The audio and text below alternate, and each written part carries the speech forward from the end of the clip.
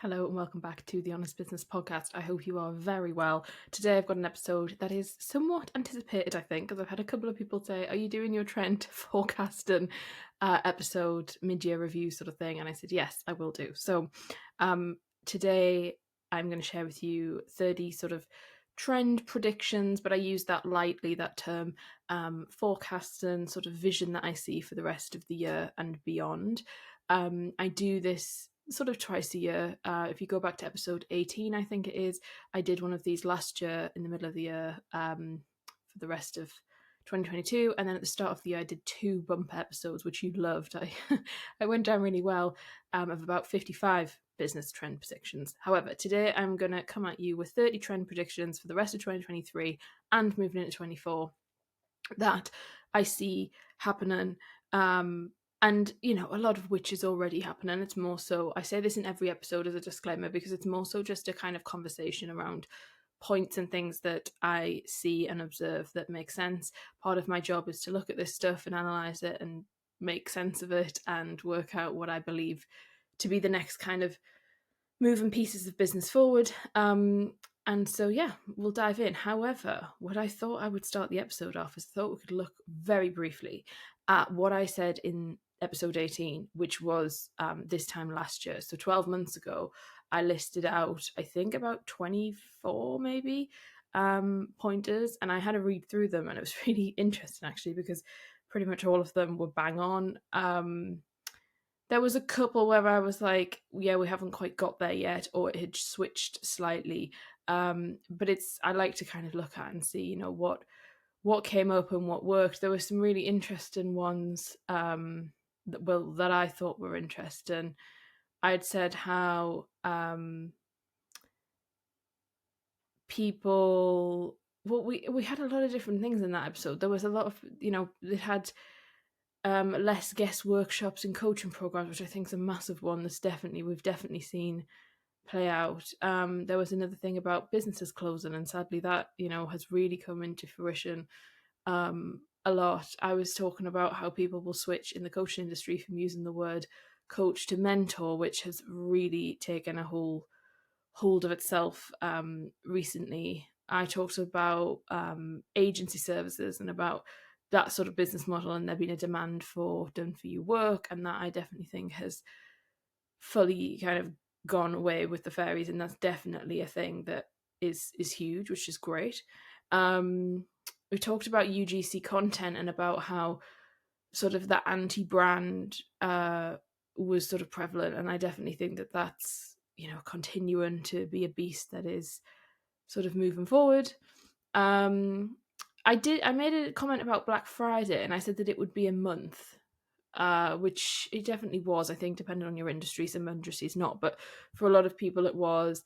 And I said businesses will do well. Now, I think that is an interesting one, because I think some people did extremely well and some businesses did way better than they'd even sort of imagined. But then I think there also was a collection of people who felt quite frustrated and that hadn't worked for them. Which, you know, you can argue is the same for every year. So is that really that much of a revelation? Not sure. But yes, the Black Friday, I think, you know, for some people that went really, really well. We also talked about traditional networking and said that it was going to make more of a comeback, and people wanting to kind of know people versus just like following all these people online, which I definitely think has happened. One of the first points we talked about in that episode was about personal founder accounts. Now, I don't think this has come into fruition as quickly as I'd envisioned for this to happen. I definitely think for some people they're utilising it, and they're utilising it extremely well, and sort of personal brand and how do they. There's some people who across a number of different industries are really nailing this right. I don't think we've seen the full extent yet of what this means, what this will look like, what is going to happen, and I think that's quite interesting to see. That. We also talked about low cost offers being much more popular, which I definitely would say that has 100% happened. But I don't want to dwell on this for too long, because you probably don't really care about what I predicted. You probably care about what's going to happen in the future, in the next 6 months and beyond. And so let's dive into that. I have got 30 items for you. As I say, take these with a pinch of salt. They are my personal opinion, based upon opinion, fact, research, insight, personal experience. There's various different things that make up my sort of choices in this. Some of these are not necessarily trends per se, but it's more just things to look out for and things to think about and things that I think are kind of top of mind for the sort of latter half of 2023. The first thing I want to kind of touch on is the idea that business trends are low this year, which is really interesting. I kind of like it. I think it's good. I think it's important. I think it was always needed. But what I mean by that is there's not a whole lot, in my opinion, that's happening that's really disruptive, really game changing, really kind of progressive. It isn't, because this year is a very weird year for a lot of businesses, depending on what industry you're in, depending on where you're at in your growth cycle, depending on how old you are. It is a tricky time, and it's also a fabulous time. So what I mean by that is the tricky time for some people is around hiring, it's around money, it's around cash flow, it's around investment. There's sort of issue and complexity there. On the other hand of things, there is also a huge amount of success, sales, amazing things happening, growth, the sort of rise of people really understanding what it means to have a lean business, really understanding that, what can you get out of the time that you put into business. I think there's also a really big idea of people want to spend time outside of their business, which is something I'm going to come on to. But that has all, in my opinion, accumulated to actually there not being a right lot, because we're kind of out of COVID. It's the first year out of COVID, thank the Lord. And I feel like people have got other things on, right? And that's exciting. And I quite like it when there's not like 25 million trends going on, because to me, I don't really love trends, if I'm honest. Some I do, but most of the time I don't. So yeah, what I would say is I have got 30, but I wouldn't get too excited because none of them are groundbreaking or revolutionary. So anyway, let's jump in. I haven't categorized these. I'm sorry, I haven't put them into like marketing operations and different bits. So we're just going through them. We're going to ping pong from business function and department from one to another. But hopefully that's good with you. So number one, long form written content, I think it's really going to work. I think it's going to work for the next 6 months, and I think it's really going to blow up beyond that. What I mean by that is just longer captions, longer kind of, and some of you will be sat there thinking, May, no, we're going shorter. And whilst I think short captions, short posts, short written form content is always going to work, I think if you are sharing something that's really meaningful, that's really interesting, and something that people can delve into and get their teeth around and really sort of discuss in their heads, I think long form is really interesting. I think it's interesting on Facebook. I think it's interesting on LinkedIn.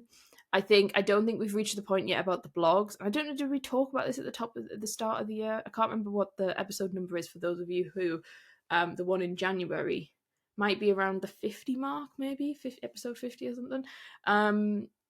In that I think I was discussing about blog, and I was saying that it's going to come back. Now, I don't think we've gotten there yet. I do still think it's going to come. I just think it's taken a bit of time. But yeah, I think people really, are quite happy to sit and actually analyze something that someone's saying if they've got something decent to say. This isn't about like getting ChatGPT to create sort of like a long form caption for the sake of adding words to it. I'm talking about like, personal experiences, storytelling. I think that's where this really comes into its own and can be really beneficial. I always do this, don't I? And I start talking far too much into each point, even though we're supposed to just be running through them and not doing a full kind of blasé on each one. Sorry, I will continue to go faster.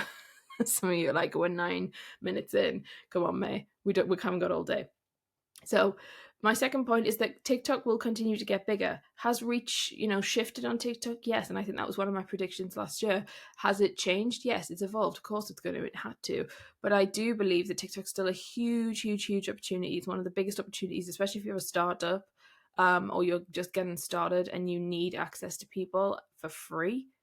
From an outreach perspective, it is one of the biggest opportunities, and I can't sort of recommend you enough to engage with that if that's something that you need help with in terms of top of funnel activity. And I think it's going to get bigger, and it's going to get bigger in terms of building personalities. So Some of the guys on there who've been on there have been on TikTok now for what, like 3 years? Is it nearly 4 years? These people are like household names, some of them. And I'm not suggesting that you have to then go and endeavor to be that for your business, but I'm just saying that it is evolving and it is kind of moving, and people are now sort of fully accepting that this isn't just a like, oh, kids app. This is such a solid, amazing tool that can be used. And so I really believe that that's going to continue to grow. We can't do a trends prediction episode without talking about AI. Over the last 6 months, this has absolutely exploded and completely changed how a lot of us, run business, do certain things in our businesses. It's given us back lots of time. It's helped us, lots of people are finding massive help with AI. And I think that that's really exciting. Does AI terrify me? Yes. Do I think there's some real issues with it? Yes. I don't want to make this like sort of political or kind of delve into a whole other topic, because I'm not educated on it enough to be sort of given expert advice. However, do your research and look into it. It is a really quite worrying time that we're in with it. However, I cannot deny that it's extremely useful in business, and we use it in the business, and it's important. And if you aren't using it, I'd really suggest that you do, because you need to, otherwise you're going to be really left behind. However, my point about this specifically that I want to make today is around SaaS companies, and how we use B2B online software is going to massively change. Now, this is already happening. So for some companies that have been really on it for years, they're now releasing stuff. But in the next 6 months, that is going to just be like a norm, in my opinion, that if you use a certain SaaS product, there will be an AI integration and function.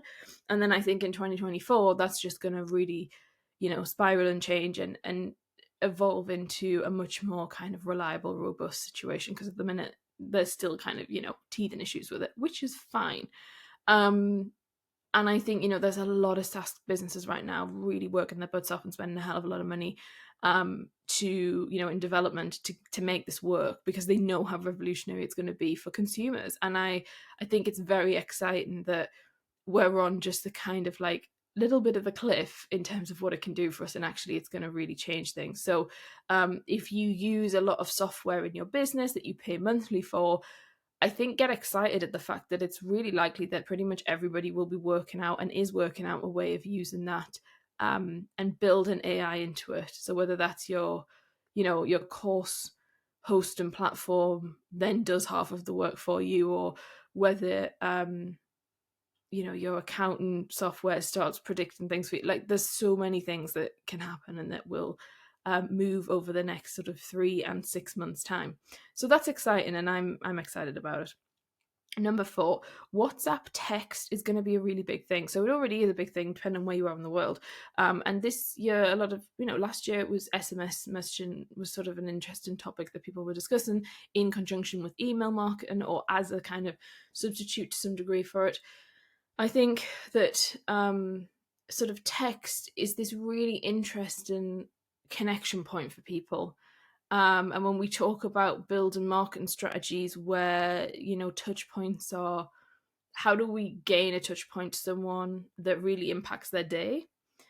The WhatsApp text thing's really working, and I think is really exciting for kind of possibilities with it. I think there was an influx last year and then it kind of died down, and I believe that some businesses are using it really, really well this year, and I personally think it's going to continue to evolve, especially with this AI. I think there's a lot of work that can be done there and a lot of kind of merging together, which is very exciting. But WhatsApp text is really it doesn't have to be WhatsApp either.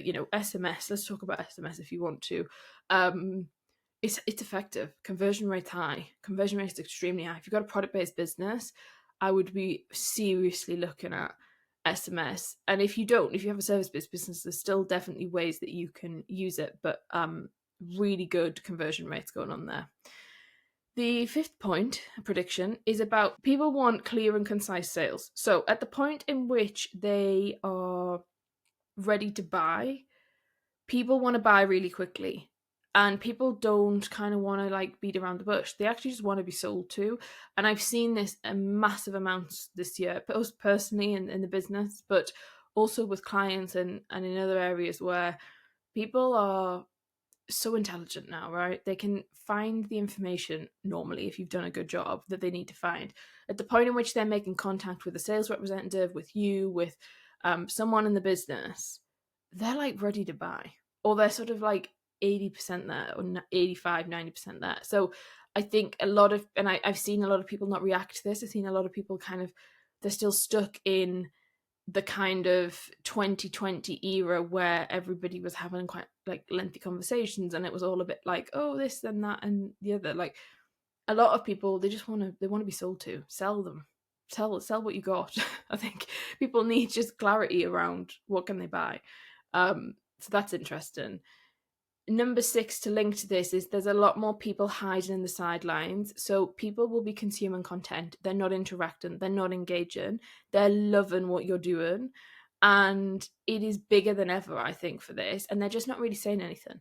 But then at some point they're going to come out the woodwork and be like, oh my goodness, I love everything you do, and I've been consuming this, and I've watched this, and I love when you do X, Y, and Z thing. Like, there will be people way more than you can sort of imagine that are in that camp. And this year that has gotten bigger and bigger and bigger. And that's making it hard, right? It's making it really hard for social media managers, for marketing directors, for everybody trying to create metrics, because that is hard to track. And things like TikTok, that's so interesting, right? Because their algorithm's so clever in that, for example, most people are not following their favorite creators on TikTok, because they know that their For You page is going to cultivate, and they just give them what they want. And so, like, people might have, 10,000 followers on TikTok, but their actual sort of like viewership can be sort of 50 or 60,000 of consistent people who really want to see what they're doing. And I think that's just one platform. There's examples of that across all platforms, in my opinion. But it is a real thing of your metrics that you're tracking from your market, and I would say are very skewed at the moment, and are not, I mean, I'm talking about social here, or anything with a kind of outreach perspective. Like, they're not clear cut, unless you have got your impression, if the impressions figure is correct, which at the moment there's huge debate going on about, is that actually true? Yes, you've got things like views, but even that, it's sort of tricky in terms of building big pictures and building full creative stories to understand, okay, well, this was our output, what is our sort of result from that? I think if you've got a lot of data and you can build it over a period of time, that does obviously help and work.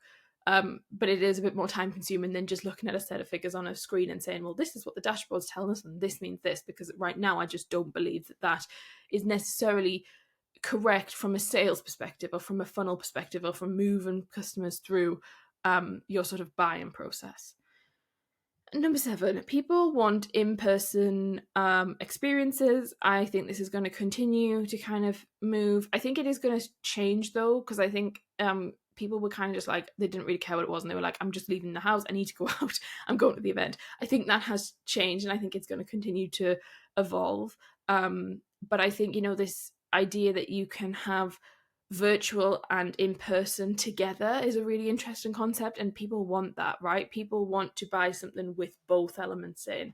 So I think what some people did last year was they just did in person and then they just did virtual. I think what's going to be interesting is having multi-layered kind of offerings, programs, especially if you're someone like a coach, consultant, a mentor, an educator, someone who sort of delivers information. I have seen that people really enjoy having both together. As in, like, I don't know, you work together for 3 months, and once in the 3 months you meet in person, but the rest of the time it's virtual. Things like that, options, I think people really enjoy. Number 8, I believe courses are going to make a comeback. Not that they've gone anywhere. I mean, obviously, like, they're still here. People are still buying them. I think courses are going to make a comeback. However, I think it's going to take longer than this 6-month cycle that we're going to be in. I think it's maybe more of a 2024 thing. But I just think, courses are going to continue. I think they're going to evolve, but I think it's going to continue to have a space.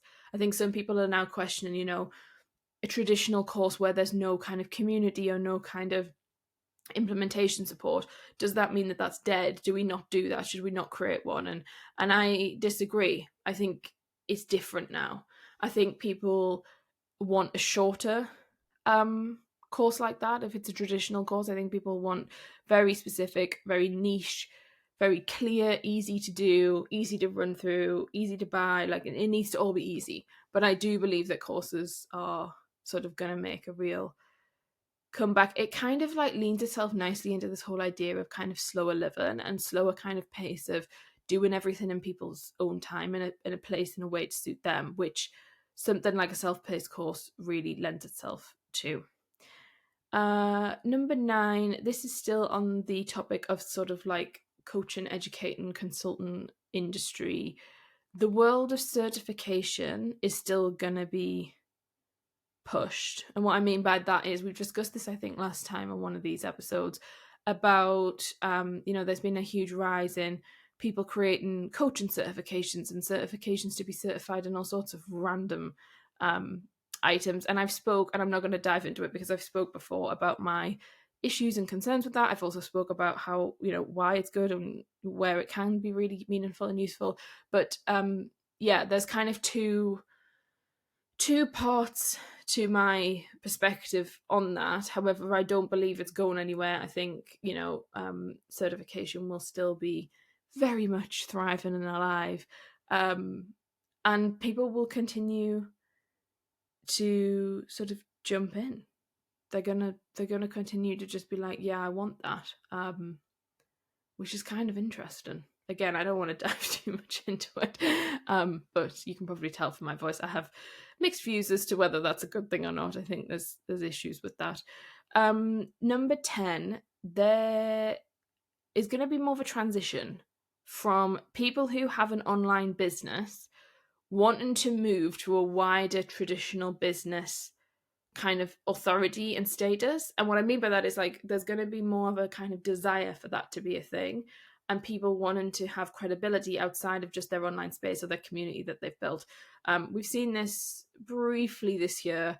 I think it's going to continue to get bigger, and I think people want to merge the two together, which I'm a sort of quite a good example of that. I have been kind of, I don't want to say ahead of that for it, just because it sounds a bit bizarre, but that's something that we really looked at. Was it last year?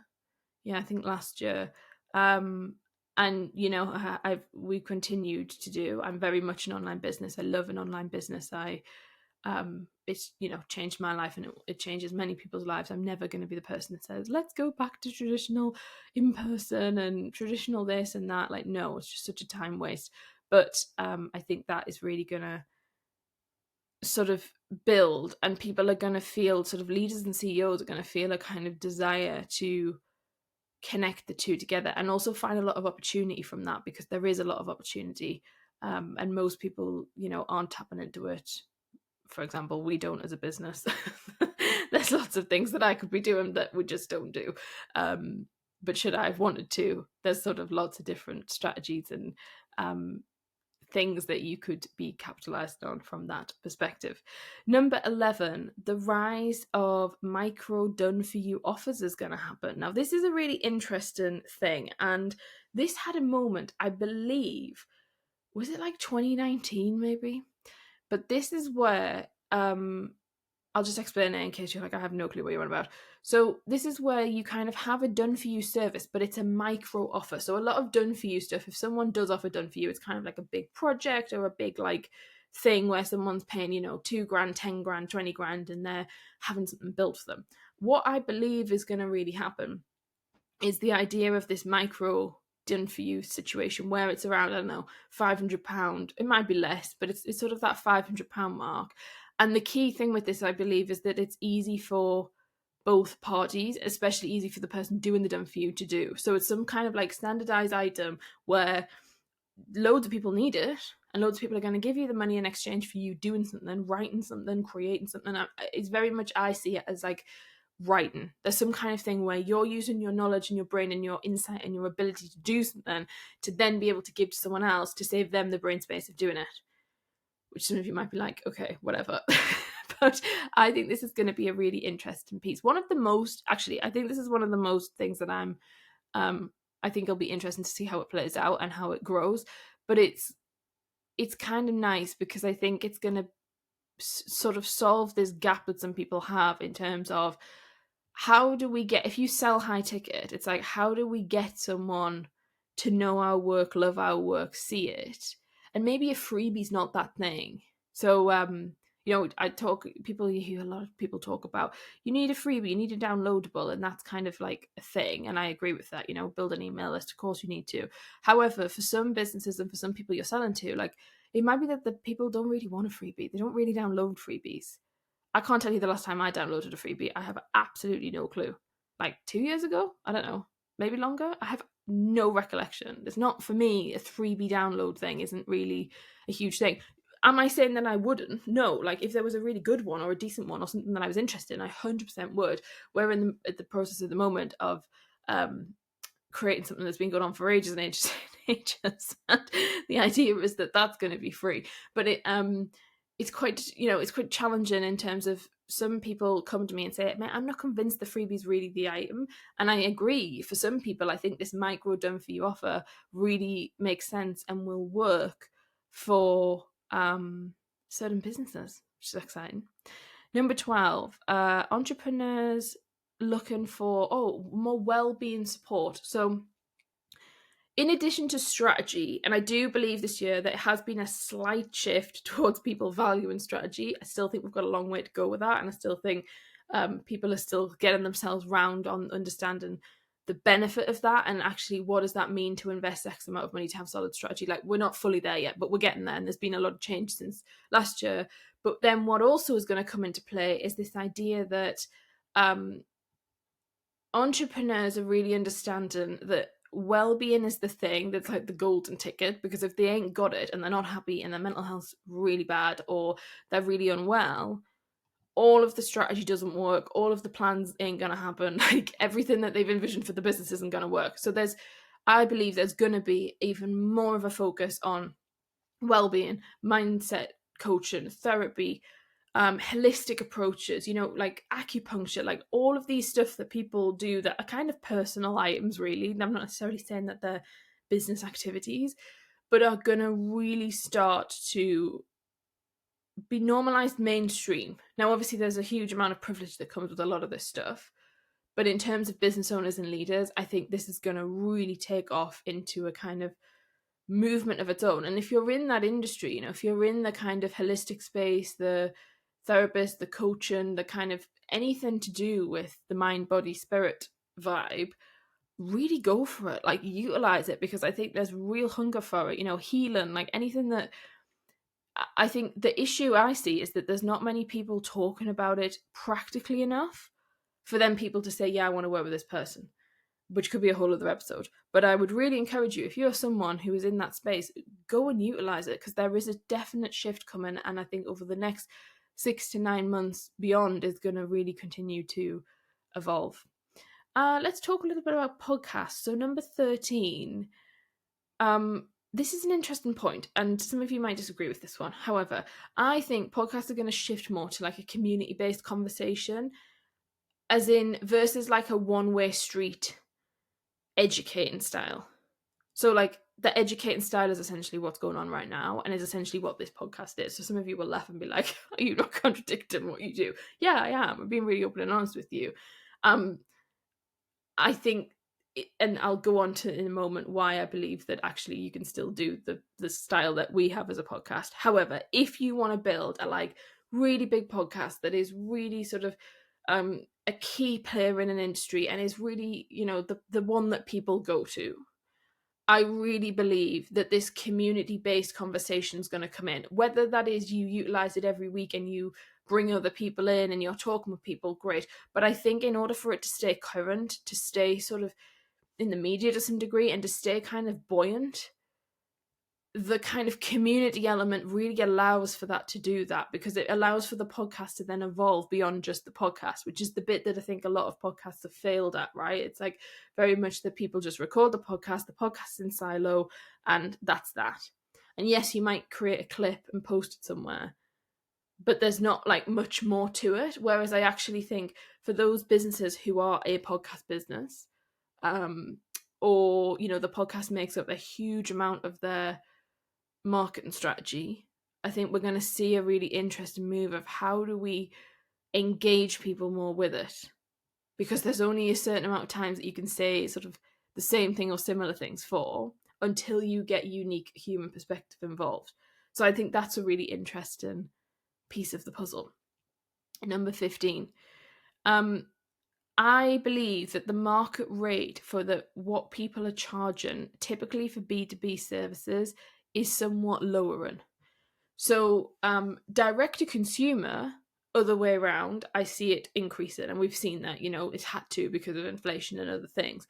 B2B has had a funny point. So and please, when I say this, right, these are generalizations. This is not me saying that this is your business or this is right, because what I'm about to say doesn't have to be your case, and it hasn't been for me, and it won't be for me going forward. Like, that's when I explain something, it's not me saying that this is what's happened. I'm just saying that this is what some people are experiencing, and you can choose what you're going to sort of align yourself to. So I would say the market rate for B2B services has dropped a bit. And what I mean by that is, from COVID times when businesses, were plowing money into stuff and it was just like, yeah, let's go, let's go, let's go, people were investing a lot more money. Obviously, we've got the recession, which I don't even want to say that word because, whatever. We've got the financial situation that is happening or not happening. And we've got inflation, which is arguably definitely around.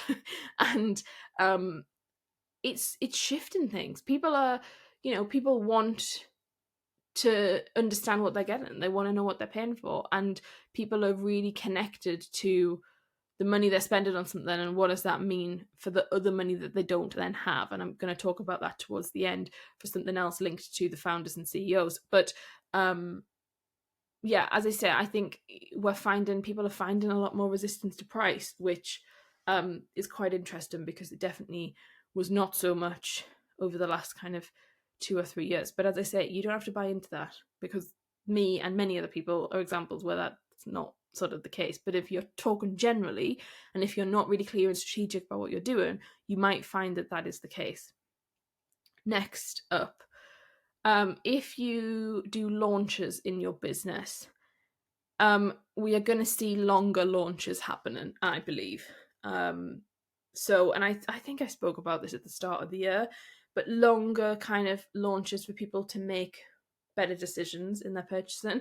And what I actually mean by that as well is longer lead times of sort of wait lists and preparing people for the fact that they're going to launch something. That's a really key thing. So it's not necessarily that you're extending the period of like open cart or the period that people can join something, although that also works, and I definitely am not against that. But I think there's a much more of the runway pre-launch is becoming way longer. And I don't think it's a bad thing. I think it's kind of good. Like, I personally think it works better. I think you end up with much better people inside of whatever you're selling. I just all around think it's a good option. But I know for some people, it's kind of like a worrying thing, and they're like, "Oh my goodness, this is really intense." I am gonna finish this episode here. We will be back next week with part 2 because I feel like it's going to get very long otherwise if not. So let's end it here. And join me next week for part 2, where I will be talking through some other items, and we've got various stuff about hiring. I'm going to talk about marketing bits and pieces, scaling. Like, I've got quite a few other items. So I look forward to speaking with you next week. Take care, and I will see you then. Bye.